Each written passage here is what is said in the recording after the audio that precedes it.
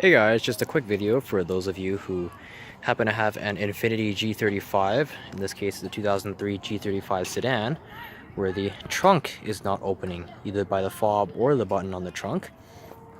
To get into the trunk, in the case that the electrical motor to release it doesn't work, you'll have to somehow get through the center pass-through because the seats don't fold down, and pull on the release lever to get it to open. And once you do, you're going to want to check the wiring harness that goes from the car to the trunk. It's up on the right side here.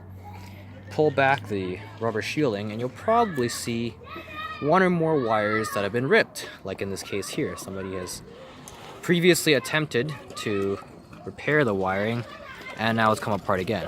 Sorry for the background noise, by the way. But yeah, that's if your G35 trunk isn't opening, isn't popping, it's a good place to start looking.